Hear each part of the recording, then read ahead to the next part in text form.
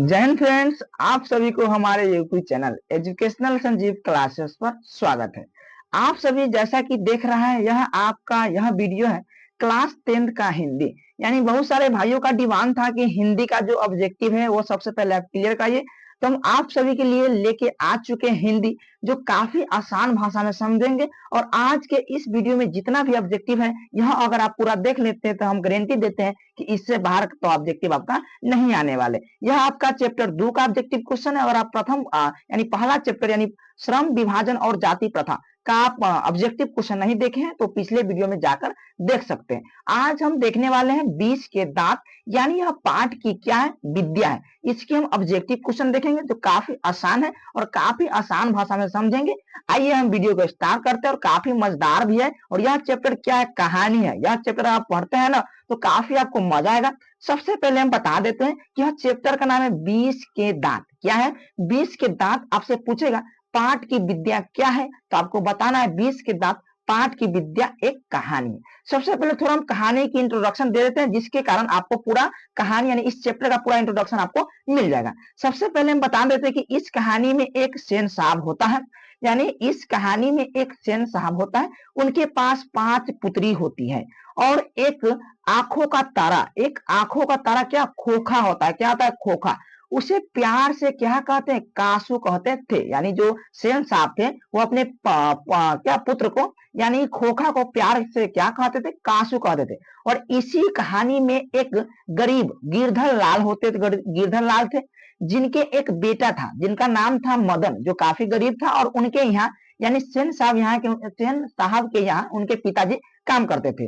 और क्या हुआ कि एक दिन ऐसा समय आता है कि जो सेन साहब के जो पुत्र होता है खोखा, जो लड्डू नचाने के लिए जब लड्डू नचा रहे थे गिरधर यानी मदन, तो उसी समय उसको भी नचाने का मन होता है, जिसी कारण वह जो मदन होता है उसको लड्डू नचाने के लिए नहीं देता है, जिसके कारण दोनों में झगड़ा हो जाता है। और झगड़ा हो जाता है तो मदन कितने खोखा को यानी कासू को 2 दांत तोड़ देता है। कितना दांत? जब लड़ाई होता है तो उस समय मदन ने कासू को 2 दांत तोड़ देता है। यही इस पार्ट का कहानी रहता है। आइए हम उसको यानी इंट्रोडक्शन देखते हैं और कहानी का जो ऑब्जेक्टिव है वो हम देखेंगे। काफी आसान है, आप सब चिंता नहीं कीजिएगा, आपका ऑब्जेक्टिव एक भी क्वेश्चन नहीं छूटेगा, हम इतना आपको गारंटी देते हैं। आइए हम क्वेश्चन को स्टार्ट करते हैं। सबसे पहले देखिए चैप्टर है चैप्टर 2 20 के दांत, काफी आसान है। आइए हम लेखक परिचय देखते हैं, उसके बाद हम आगे चलेंगे। आप सब इंतजार कीजिए थोड़ा सा। चलिए आइए सबसे पहले यहाँ पे आइए, यहाँ पे आ जाइए, आ जाइए सभी लोग आ जाइए। देखिए यहाँ पे क्या है, लेखक परिचय की ओर देखेंगे।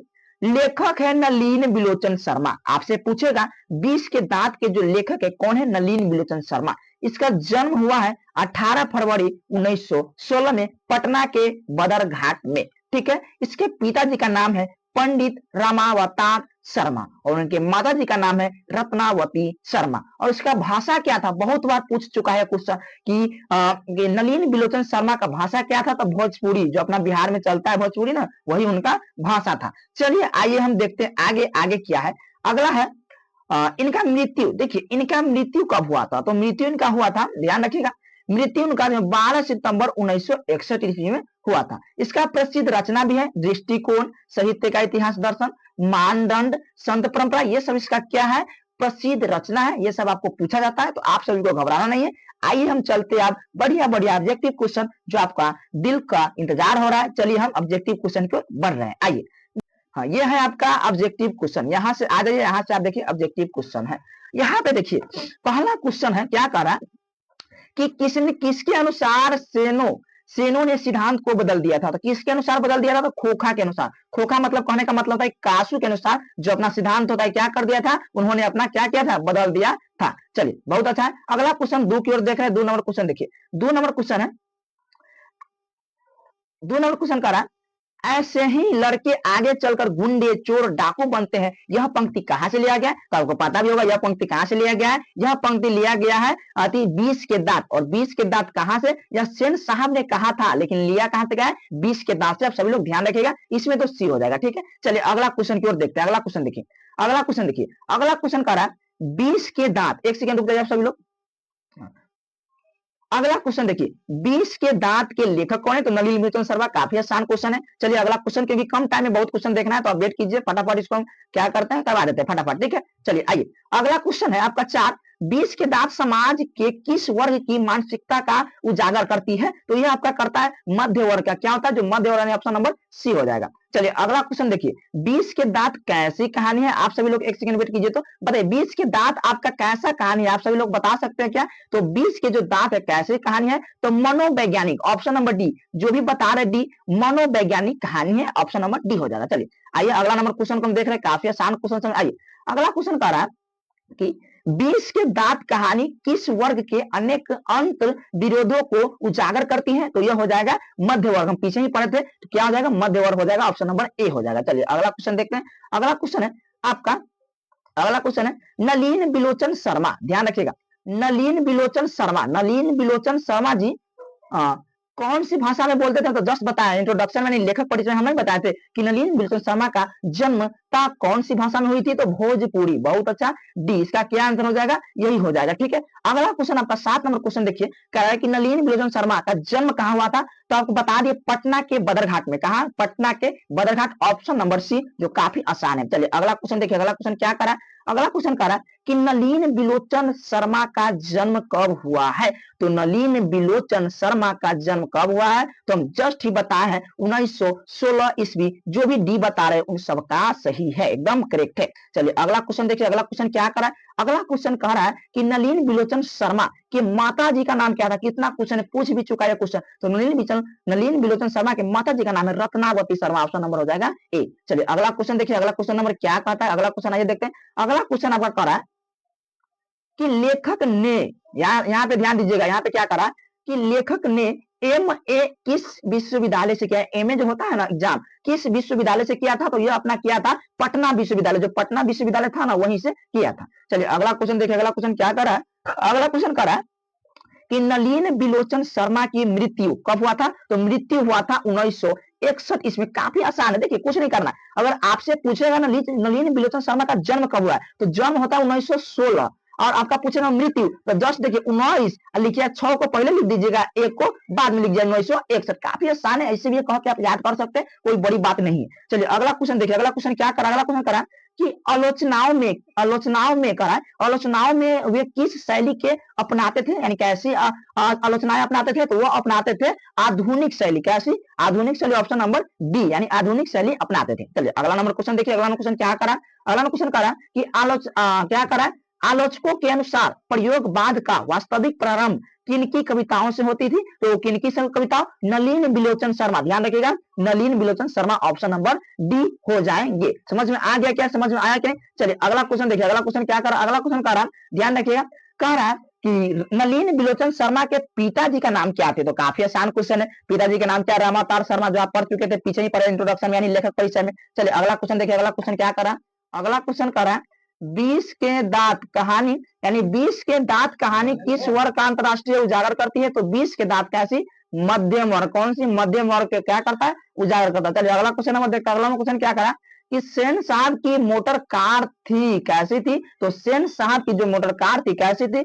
स्टीमर डन की थी। कैसी? स्टीमर डन की हो जाएगी। समझ में आ गया क्या? चलिए अगला क्वेश्चन देखते हैं। अगला नंबर क्वेश्चन देखिए, 17 नंबर क्वेश्चन क्या करा? 17 नंबर क्वेश्चन है सेन साहब की नई मोटर कार किस रंग की थी? सेन साहब की जो नई मोटर कार थी कैसी? काली थी। ऑप्शन नंबर क्या आ जाएगा? डी हो जाएगा। चलिए अगला नंबर क्वेश्चन देखते हैं। अगला क्वेश्चन क्या कहता है? अगला क्वेश्चन कहता है कि सेन साहब, देखिए अगला नंबर क्वेश्चन क्या कर रहा है कि सेन साहब की कितनी बेटियां थी? तो सेन साहब के 5 बेटियां थी और एक पुत्र था, जिसका नाम क्या था? खोखा, जिसे प्यार से कासू कहते थे। ठीक है, चलिए अगला नंबर क्वेश्चन देखते हैं। 19 नंबर क्वेश्चन क्या करता है? 19 नंबर क्वेश्चन कर रहा है कि किससे मोटर की चमक दमक को कोई खतरा नहीं था? तो किससे नहीं था? तो ऑप्शन नंबर सेन साहब की जो पुत्री थे उनसे कोई खतरा नहीं थी। ठीक है, वो घर के अंदर ही रहती थी। ठीक है, चलिए अगला नंबर क्वेश्चन देखते हैं। अगला नंबर क्वेश्चन क्या करता है? अगला नंबर क्वेश्चन है 20 सेन साहब, यानी 20 नंबर क्वेश्चन देखिए, 20 नंबर क्वेश्चन कह रहा है कि सेन साहब के पुत्रियों में एक थी, कौन थी? एक थी आपका आरती, जिसका नाम क्या था? आरती। चलिए अगला नंबर क्वेश्चन देखते हैं। अगला नंबर क्वेश्चन क्या करा? अगला नंबर क्वेश्चन करा कि सेन साहब खोखा को क्या बनाना चाहते थे? तो सेन साहब खोखा को क्या बनाना चाहते थे? तो बनाना चाहते थे इंजीनियर। ऑप्शन नंबर क्या आ जाएगा? डी, यानी सेन साहब अपने बेटा को क्या बनाना चाहते थे?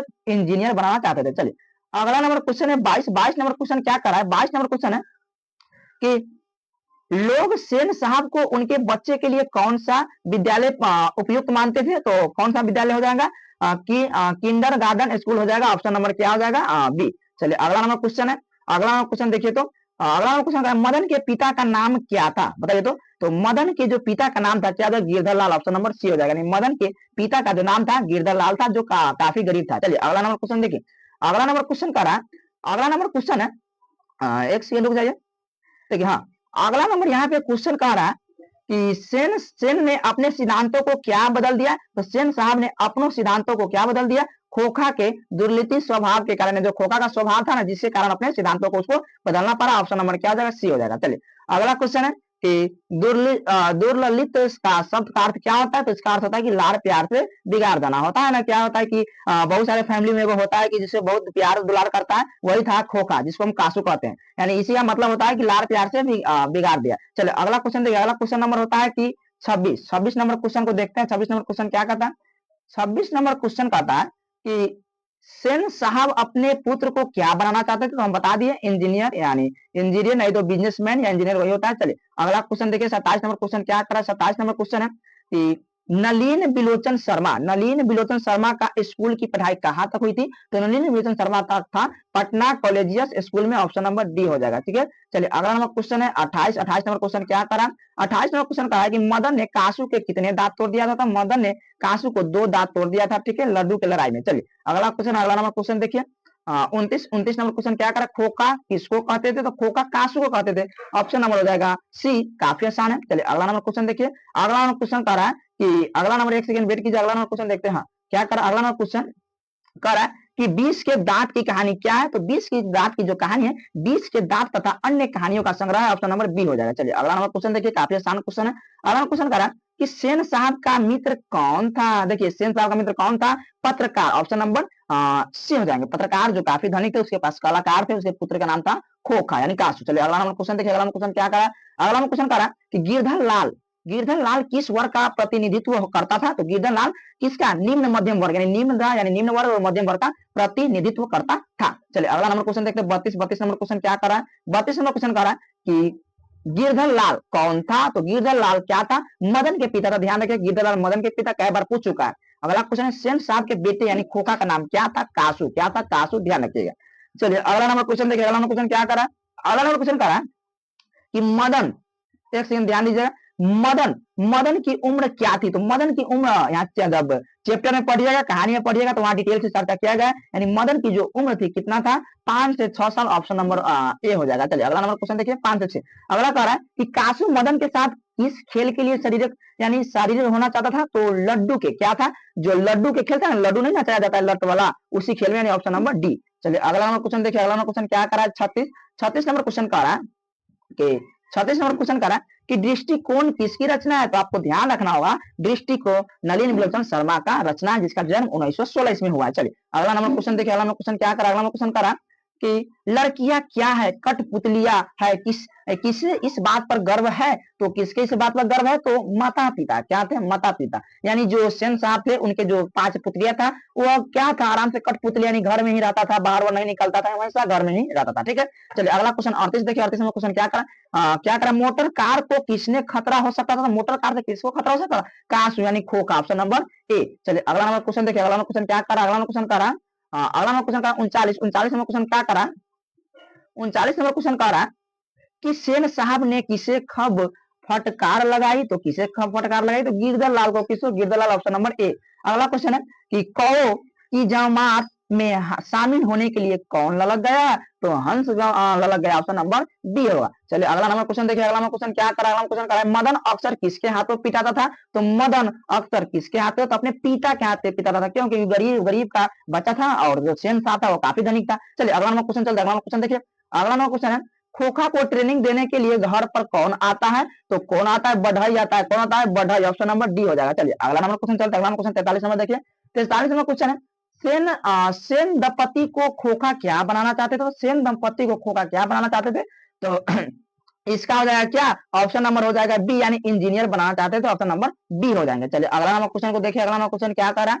अगला नंबर क्वेश्चन आपका कह रहा है कि सेन साहब की कार की किससे खतरा था, तो हम जस्ट बताए थे किससे, कासू से, यानी जो थे ना खोखा उसी से खतरा था। चलिए अगला नंबर क्वेश्चन देखिए, अगला नंबर क्वेश्चन क्या करा, 45 नंबर क्वेश्चन को देखिए। और यहाँ पे क्या करा, 45 नंबर क्वेश्चन करा कि मदन किससे उलझ रहा था, तो मदन किससे, सोफर से, कौन था जो सोफर था ना वहां पे उसी से उलझ रहा था।